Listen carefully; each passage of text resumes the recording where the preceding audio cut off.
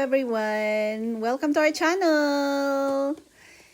So if you're new here, please don't forget to click like and subscribe. So for today's video, ayan, we're gonna show you our usual life here in New Zealand. So yan, o diba? So basically we're here at the farm, kaya ayan, may space po tayo na makapagtanim-tanim ng mga gulay-gulay sa ating bakuran. So, actually, ito yung isang pinakamaganda na benefit ng pagstay din sa mga probinsya kasi ayan, merong space na makapagtanim tayo ng mga gulay, o diba? So, just like this one, ayan, so nagtanim kami ng pechay and medyo hindi pa siya masyadong for harvest, pero pwede nang i-harvest yung iba, pero yung iba hindi pa. So, ayan. So, bawasan lang din muna natin para mag-grow pa yung mga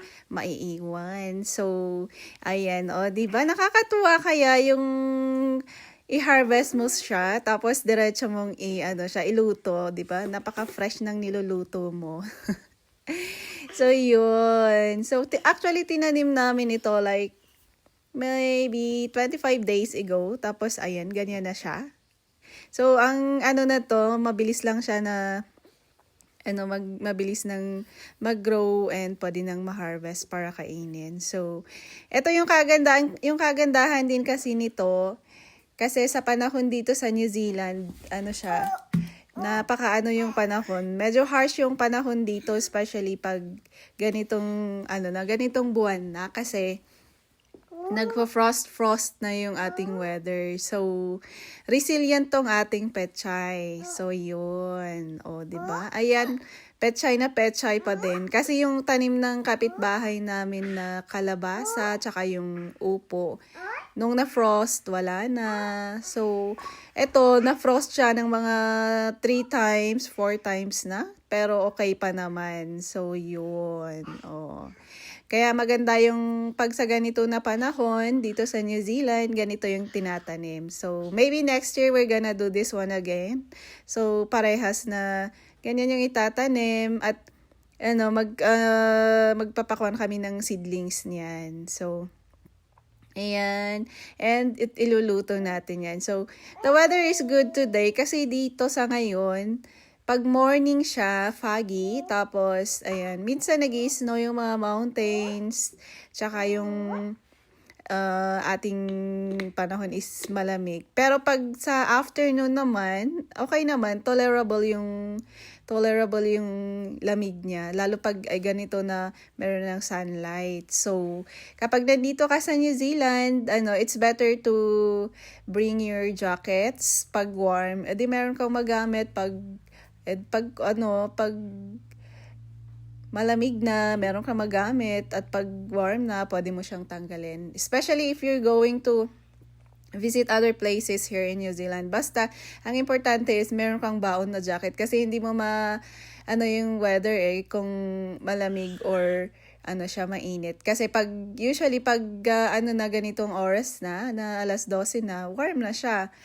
Pero pag sa morning, ganun talaga, malamig. So, yan. O, diba? Yan. So, habang nagmamarites yung mommy, itong baby ko naman nakikipag, siya. Kasi hindi pa siya nagsasalita, pero, ayan, gusto pang nagsasalita din siya ng sarili niyang salita.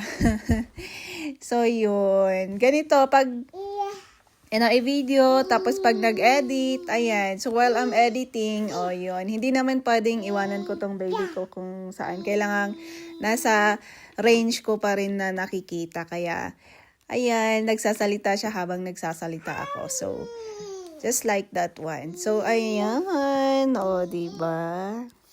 So, magluluto tayo usually yung ginagawa ko dito sa pechay na to, ko lang siya.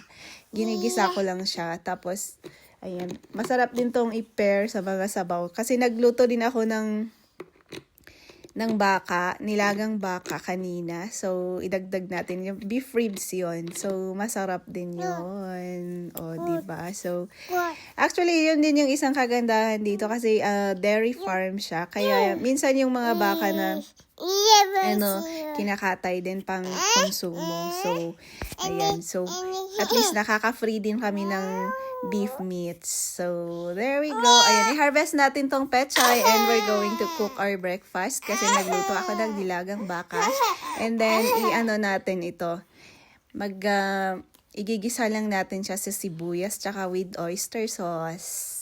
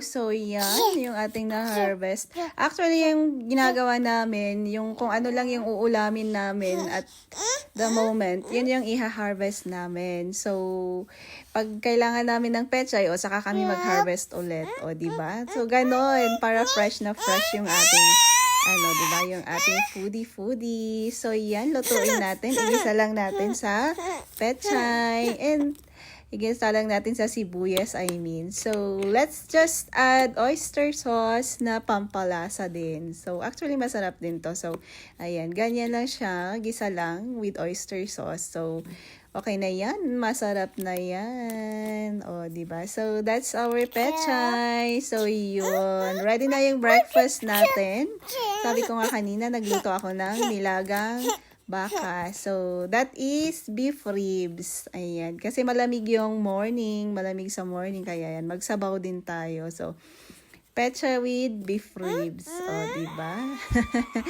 So, yan ang ating breakfast today. So, gusto ko mag-soup kasi malamig nga sa morning dito. Kaya, ayan. O, diba? So, let's go. Eating time. So, yun yung ating sabaw.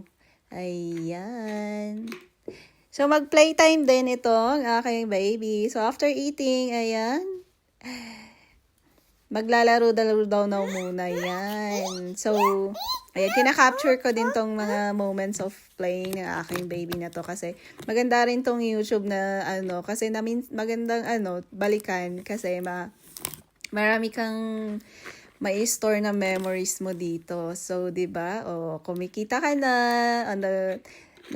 ka pa, nakaka-store ka pa ng mga memories. Masarap ding balikan lalo pag lumaki na sila. So, yun. Playing time. O, diba? So, our usual day with my baby dito sa New Zealand. Ganyan.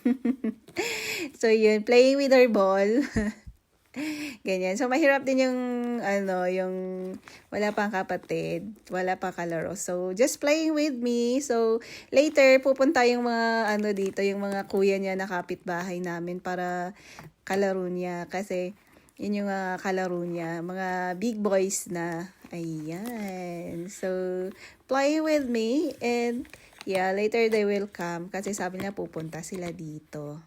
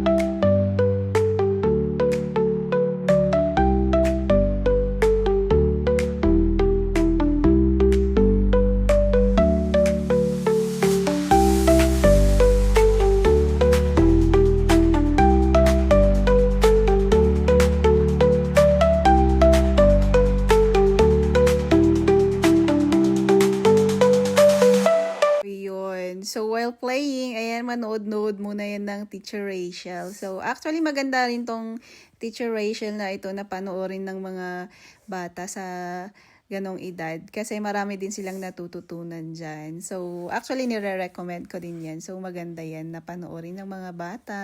So, look at that! O, diba, yung ating bulaklak everyday in bloom. So, yun yung kagandahan yan. So, ayan, ilagay lang sa loob kasi sabi ko nga, pangit na yung weather sa labas, kaya dyan lang siya. O, ayan. O, diba? Sa mga flower lover dyan. Just like me, ayan. O, diba? Ang ganda. So, ewan ko lang tong hoya ko na ito. Ayaw pang hindi ko pa nakitang namulaklak kasi 2 years na. Mantakin mo. Hindi ko lang alam kung paano alagaan yung hoya na yan. Pero ito, geranium lang siya. So, just everyday, namumulaklak talaga siya. So, there you go. And, ayan. So, ayusin natin yung ating firewoods. So, ilagay natin yan. Isalansan natin yan para hindi ulanin kasi hindi mabasa sa ulan kasi mababasa at mas mahirap pag gagamitin na natin. So, yun. So, getting ready for winter na talaga tayo. Pero, medyo malayo pa yung winter, sa June pa yan. Pero, ngayong May kasi, diba? May 1 na pala ngayon. So, ayan, happy May. Diba? Ang bilis ng panahon. May 1 na agad. So, yun. So, parang sa ganitong mga buwan, ngayong May nag-start na. So, pag morning is, yun nga sabi ko kanina, malamig na talaga sa morning. So, ayan, malamig na, nagpa-foggy na din. And then, pag winter, gloomy na. So, yun. Kaya kailangan na natin talaga yung ating mga firewoods na yan. So, actually, mas prefer ko rin kasi itong firewoods na to na ginagamit kaysa yung heat pump sa loob kasi nakakaano siya yung sa ilong, parang nakaka-clog nose siya. So, mas prefer ko ito. So, yan. Diba? Ang lawak-lawak ng ating hacienda dito. Tingnan mo. Kahit tumakbo-takbo ka pa dyan.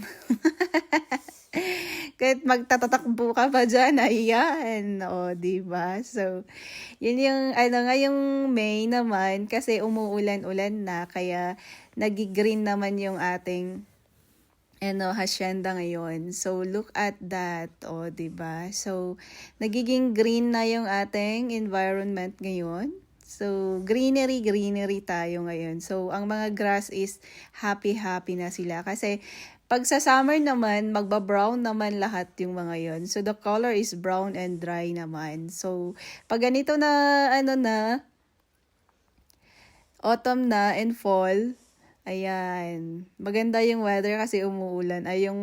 Maganda yung happy yung mga, yung mga damo, diba? Green na green sila. Yung greener pasture talaga dito sa New Zealand, diba? So, ayan. So, ito naman yung ating firewood. So, good for a year na ito.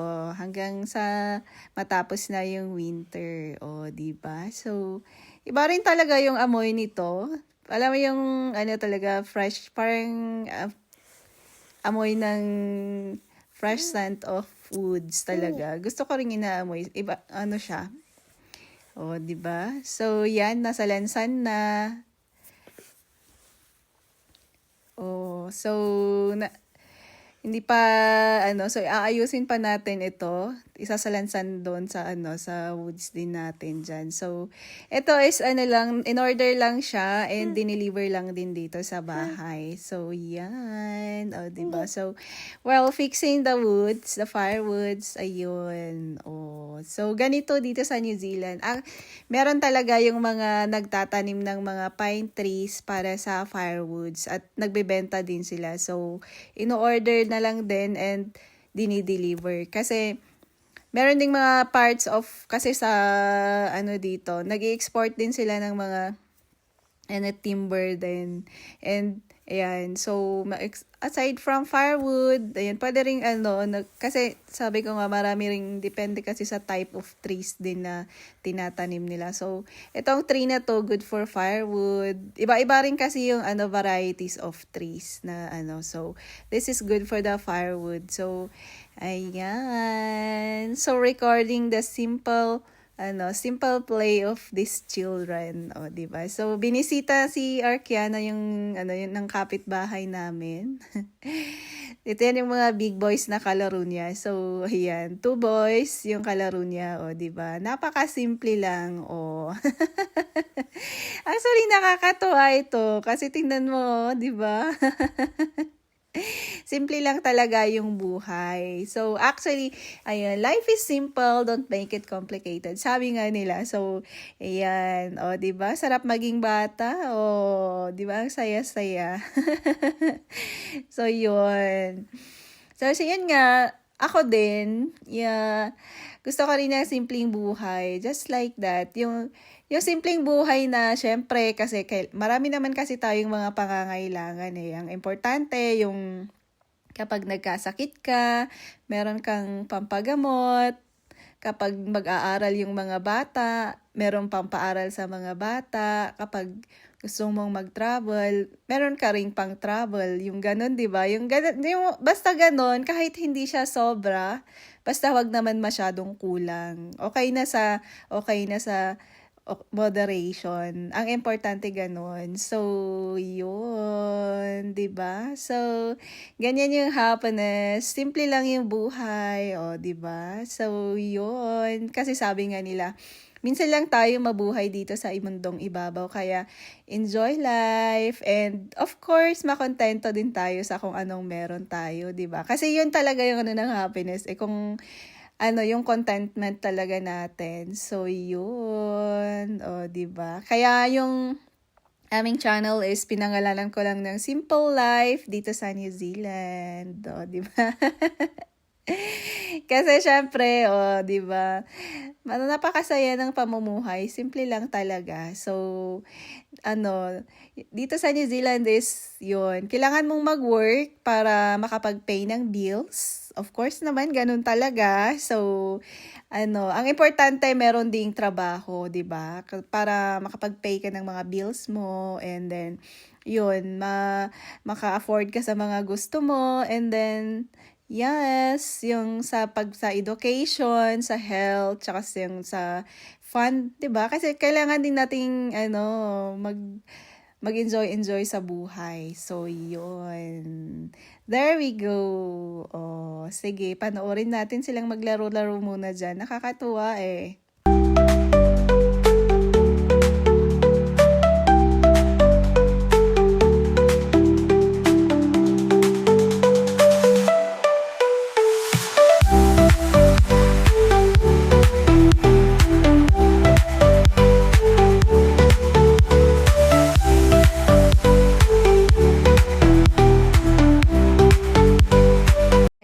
So, habang naglalaro yung mga bata, so yun din yung kagandahan eh. Kasi pumupunta yung mga kuya niya dito para laruin yung baby ko. So, yun. While she's playing, ayan, maglaba-laba din tayo. Diba? Pindot-pindot lang. Oh.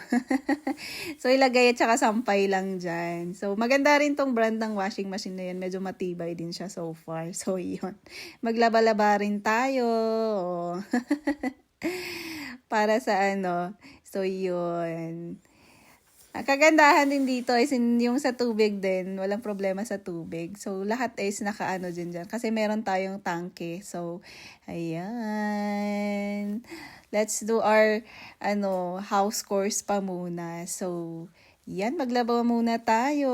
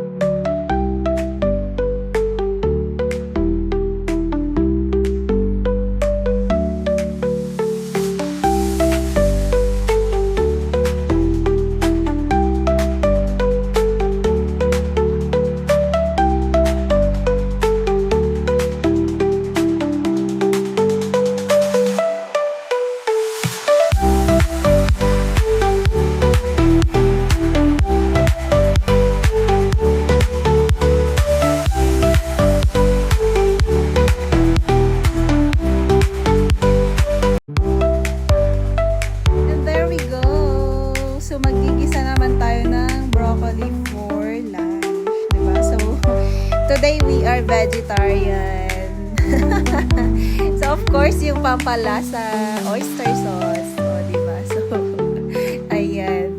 Broccoli naman yung ano natin kasi mahirap nang magka-high blood sa laging karne ng karne. Ayan. O, so, ganun lang natin yung broccoli. So, mabilis lang yun maluto. Hindi yan yung overcook kasi pangit na rin yung na-overcook. So, boil lang ng konti at pag magkaano lang yan. So, save, cover lang and then pwede na yun. So, ayan, mag-veggies din kasi ano, mahirap din yung laging carb tayo. So, kaninang morning is nagnilagang baka tayo. So, ngayong afternoon, mag-veggie naman tayo.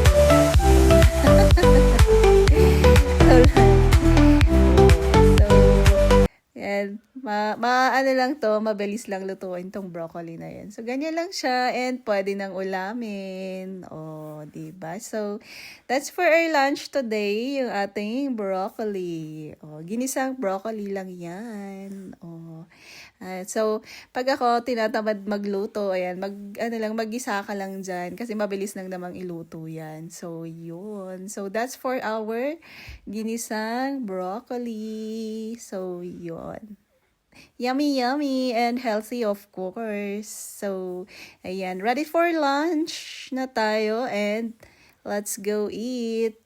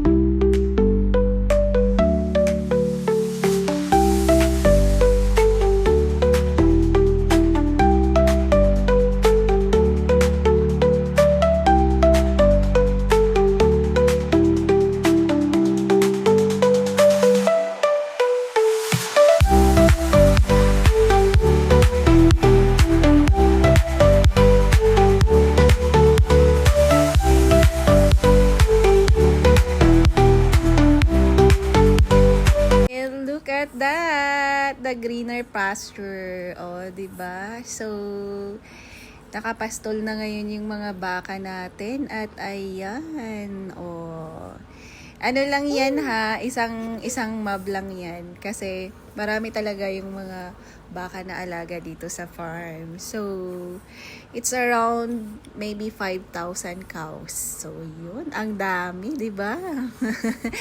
Mas marami talaga. So, it's really true na yung sinasabi nila dito na mas marami yung mga hayop kaysa mga tao dito sa New Zealand. So, ayan. O, diba? So, happy cows ang mga yan.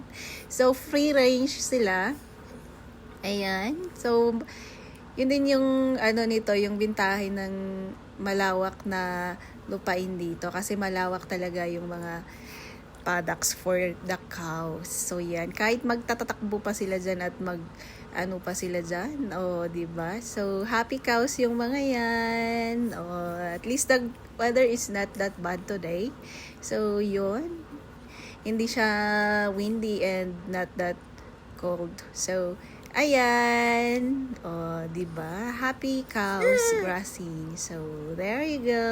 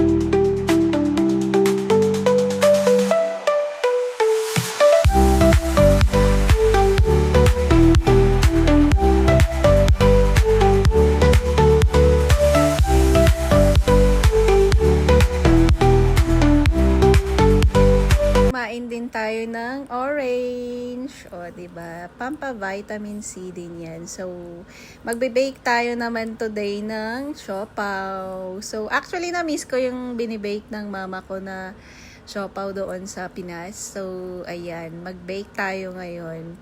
And so, yun, we have to prepare all the ingredients. At ito na nga, ang ating importanteng ingredients na isa, yung yeast natin. So, at ayong baking powder, of course, tsaka yung butter.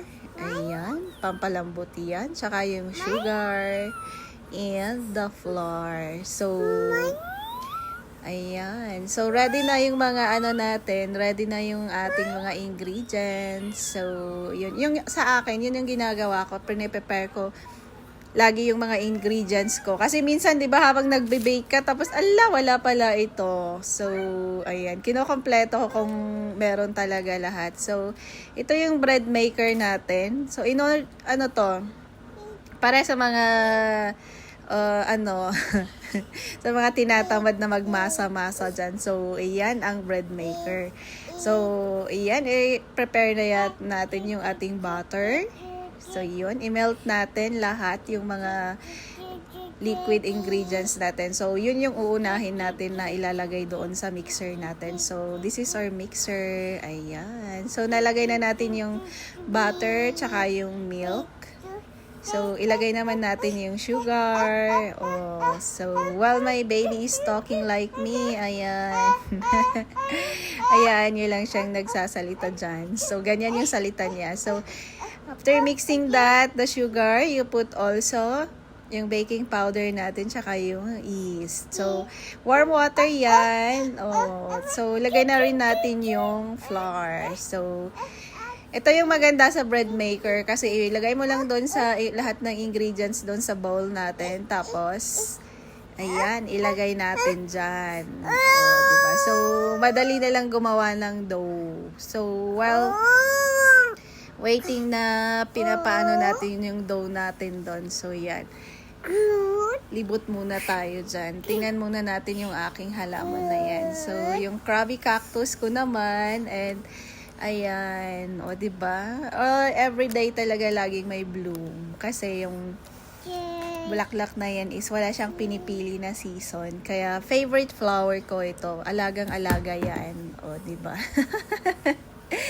So, with different colors, pink, white, diba? So, itong haya ko naman, I'm not so sure kung hanggang kailan magbubunga yan. Kasi almost 2 years na sa akin, hindi siya nagbubunga eh. So, ayan. It's okay naman kasi meron naman tong mga iba na nagpa-flower naman. So, while my baby is playing, balikan natin yung ating kanina, yung nilagay natin na yun sa bread maker. So, yun. O, diba? Behave din yan. Hindi niya inaano yung aking bulaklak. O, diba? Kasi minsan yung mga bata ay pinagtitripan yung bulaklak. Pero siya naman is behave.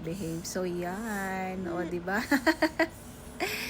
Simple lang ang kanyang laruan eh. Kasi habang nagbe-bake ako, yan, pinapakialaman niya yung nasa drawer ng ating kitchen. So, nilabas niya yung mga yan. O, diba?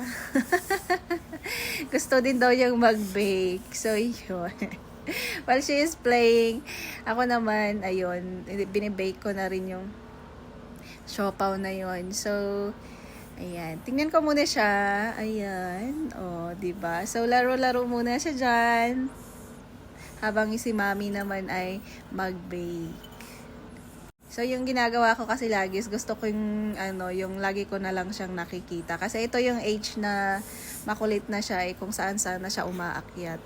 Kaya, habang may ginagawa ako, ayan, pinaano ko lang siya na malapit sa akin para while she's playing, ginagawa ko rin yung aking ginagawa. So, while I'm baking, ayan, play daw muna siya dyan.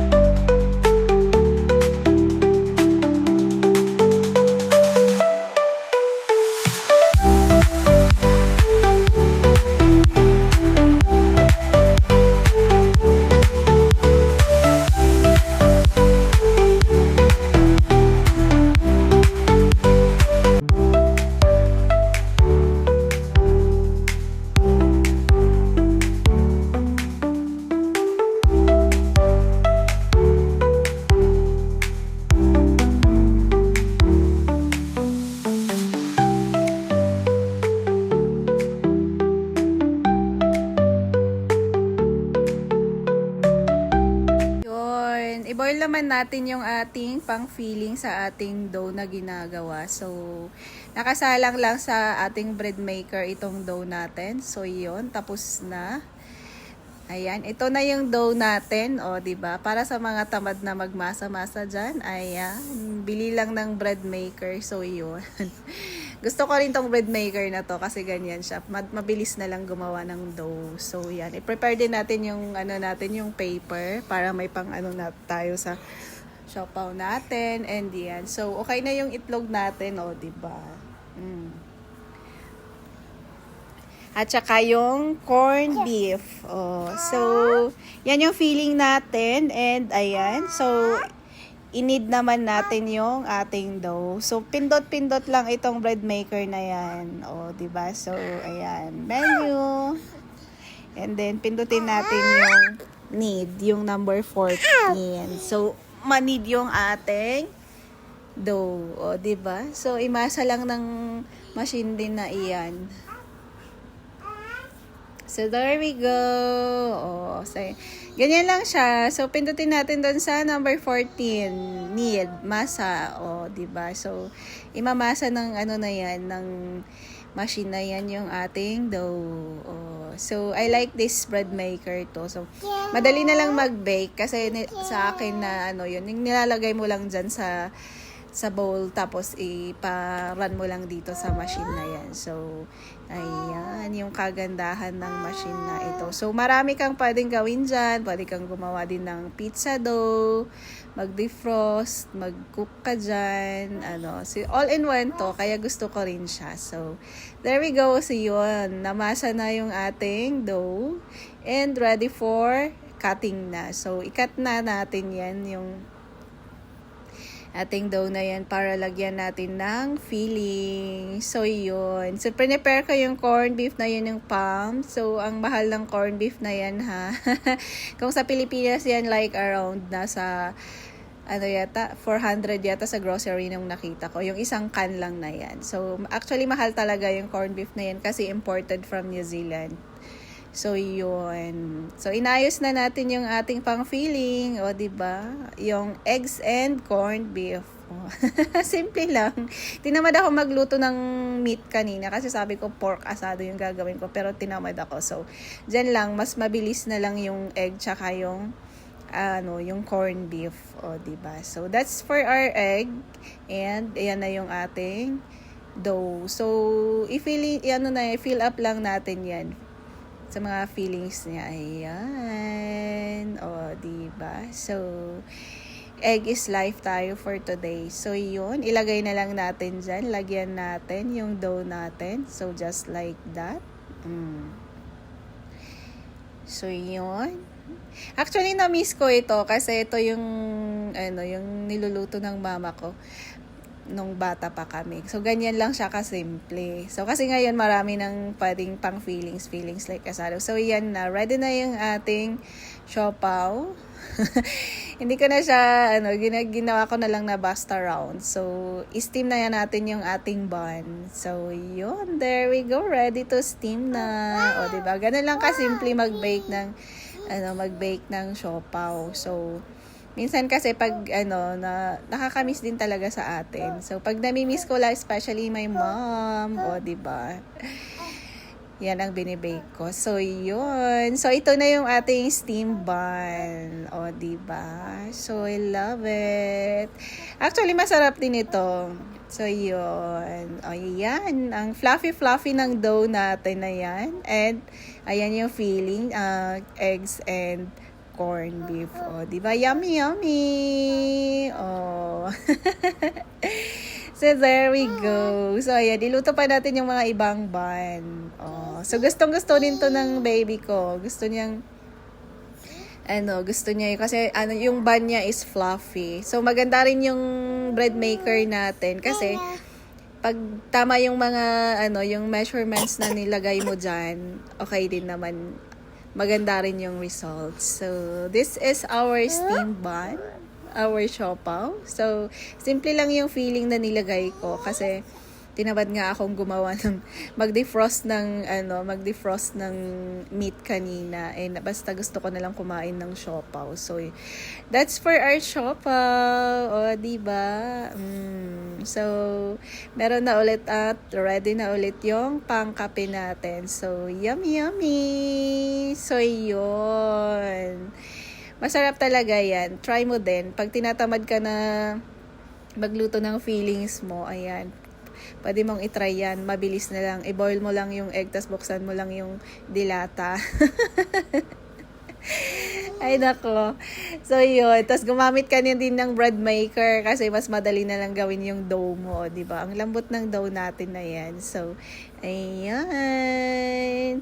Let's eat it. Siopaw. O, di ba? Ganyan lang kasimple. Kasi ganun, kaya mas gusto ko rin talaga yung gumagamit ng bread maker kasi marami kang pwedeng iluto doon. Pag gumawa ka ng dough, madali na lang. So, pwede ka rin gumawa ng mga pandesal, Spanish bread, cinnamon, lahat-lahat na pwede doon. So, that's it. Thank you for watching. Bye-bye!